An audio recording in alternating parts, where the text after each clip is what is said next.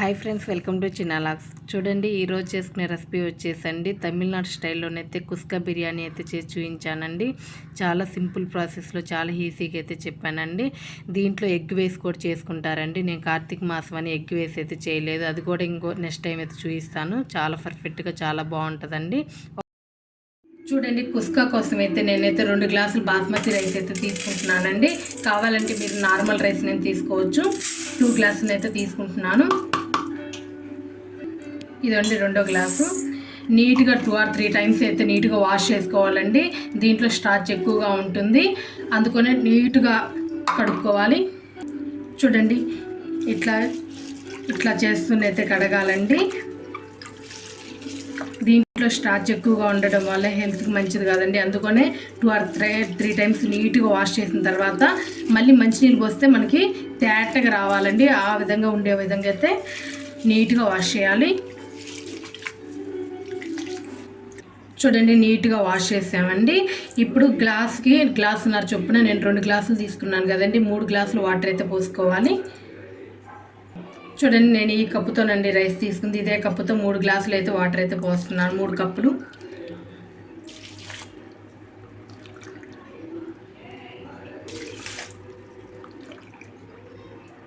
చూడండి, 3 కప్పులు. చూడండి, ఇట్లా తేటగా వాటర్ అనేది ఇట్లా కనిపించాలండి. ఈ విధంగా వచ్చేదాకైతే మనం నీట్గా వాష్ చేయాలి బాస్మతి రైస్ని. చూడండి, ఇప్పుడు ఎంత క్లియర్గా కనిపిస్తున్నాయి రైస్. ఈ విధంగా ఉండాలి. ఒక ½ an hour అన్నా నానబెట్టుకోవాలండి ఈ రైస్ని.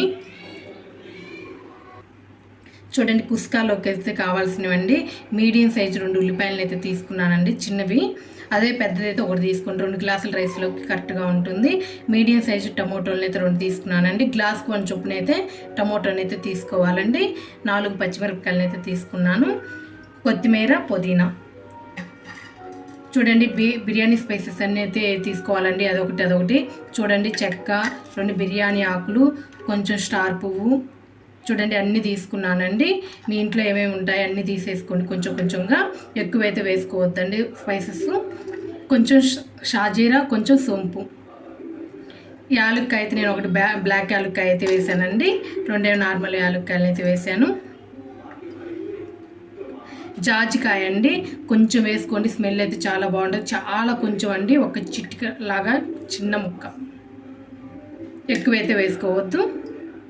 నీట్గా వాష్ చేసుకొని అయితే కట్ చేసుకోవాలండి. అల్లం వెల్లుల్లి పేస్ట్ మాత్రం అప్పటికప్పుడు ఫ్రెష్గా దంచి పెట్టుకోండి. ఫ్లేవర్ అయినా, స్మెల్ అయినా, టేస్ట్ అయినా సూపర్గా ఉంటుంది.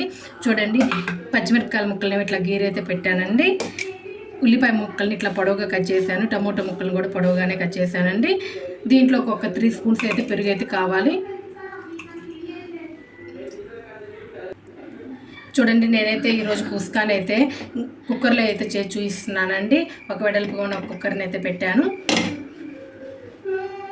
స్టవ్ ఆన్ చేసుకుందాము.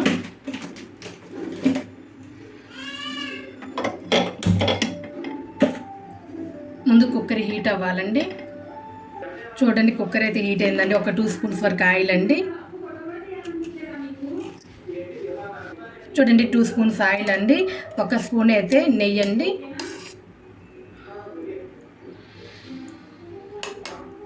బాగా హీట్ అవ్వాలి. చూడండి, ఆయిల్, నెయ్యి అయితే హీట్ అయిందండి. బిర్యానీ స్పైసెస్ మొత్తం యాడ్ చేసుకుందాం. షాజీరా, సోంపు కూడా యాడ్ చేసుకుందాము.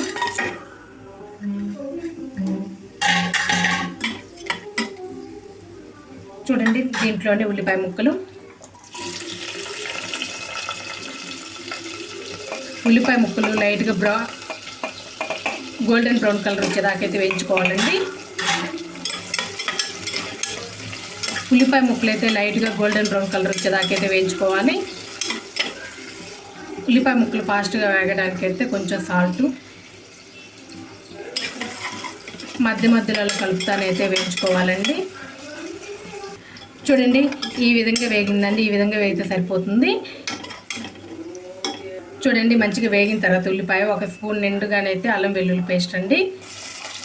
అల్లం వెల్లుల్లి పేస్ట్ కూడా పచ్చివాసన పోయేదాకైతే వేగాలండి మంచిగా. చూడండి, దీంట్లోనే 4 పచ్చిమిరపకాయలు.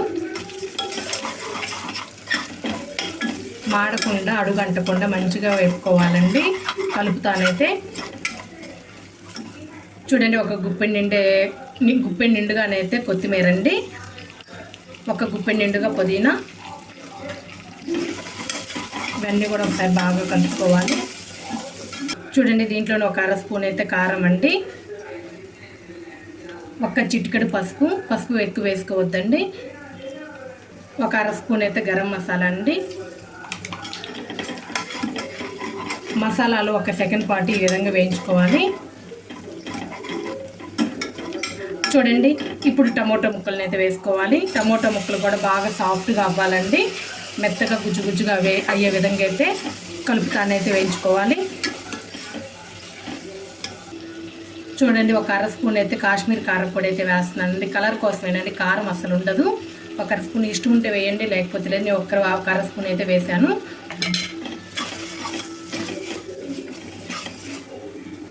చూడండి టమోటోలు అయితే చాలా సాఫ్ట్గా ఆయిల్ అయితే పైకి ఎట్లా తేలుతుందో ఈ విధంగా ఉన్న తర్వాత అయితే పెరుగు అయితే వేసుకోవాలండి. ఒక 3 స్పూన్స్ వరకు అయితే వేస్తున్నాను.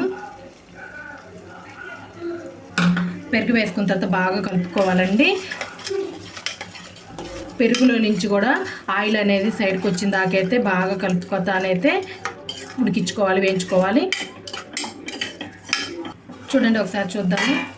చూడండి ఆయిల్ సైడ్కి తేలుతా పెరుగు కూడా పర్ఫెక్ట్గా. చూడండి అడుగు ఏం మాడకుండా మధ్య మధ్యలో ఇట్లా కలుపుతానైతే పెరుగు కూడా ఎటువంటి స్మెల్ ఏం రాకుండా మంచి పెరుగు వేసుకోండి. పులిపేరు లేని పెరుగు చాలా బాగుంటుంది టేస్ట్గా. ఈ విధంగా కలుపుకున్న తర్వాత అండి ఇప్పుడైతే రైస్ రాకుండా వాటర్ మాత్రమే పోసుకుందాము.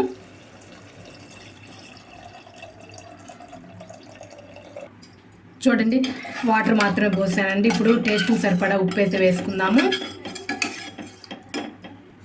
చూడండి నేను రాళ్ళు ఉప్పు అయితే వేస్తున్నానండి, కండు ఉప్పు. వాటర్ కొంచెం ఉప్పుగానే ఉండాలండి, అప్పుడు రైస్ వేసినప్పుడు మనకు కరెక్ట్గా సరిపోతుంది. మన వాటర్ టేస్ట్ చూస్తే ఉప్పుగా ఉండాలి బాగా.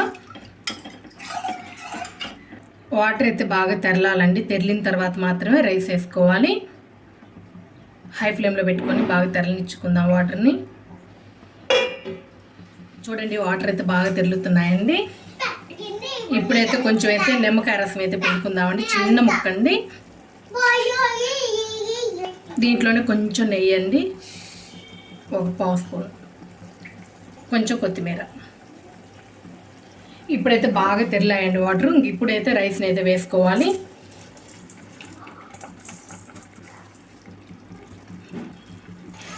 చూడండి ఒక హాఫ్ అన్ అవర్ని అయితే రైస్ని అయితే నానబెట్టామండి.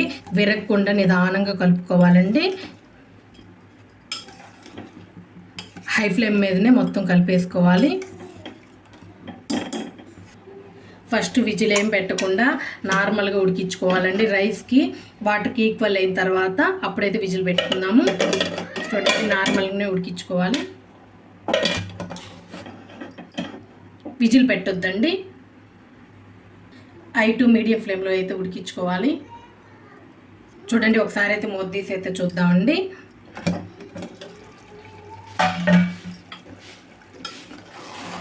చూడండి రైస్ అయితే పైకి వచ్చి ఇట్లా ఉండాలండి. ఇప్పుడు సిమ్లో పెట్టేసుకోవాలి, మంట చాలా తక్కువగా పెట్టేసుకోవాలండి.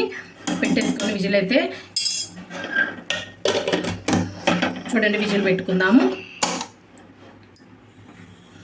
ఒకవేళ విజిల్ రాకపోతే 10 మినిట్స్ అండి. విజిల్ వస్తే ఒకటే విజిల్కి అయితే కరెక్ట్గా కుక్ అవుతుంది.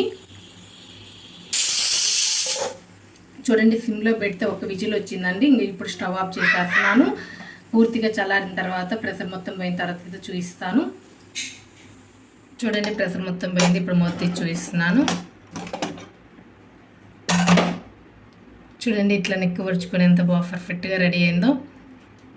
కొంచెం కొత్తిమీర పుదీనా అయితే చల్లుకుందామండి వేడి మీద.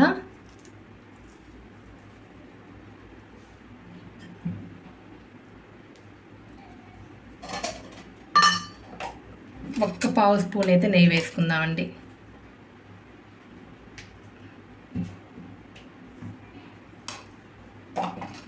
మన కుస్కా బిర్యానీ అయితే చాలా పర్ఫెక్ట్గా రెడీ అయిందండి. ఈ విధంగా ఒక్కసారి చేయండి. చూడండి చాలా పొడి పొడిలాడుతానైతే వస్తుంది. చూడండి ఈ విధంగా అయితే ఒక్కసారి ట్రై చేయండి, చాలా పర్ఫెక్ట్గా చాలా బాగా వస్తుందండి. నా వీడియో కనుక నచ్చినట్లయితే లైక్ చేయండి, షేర్ చేయండి, కామెంట్ చేయండి. ప్లీజ్ సబ్స్క్రైబ్ చేసుకోండి. Thank you.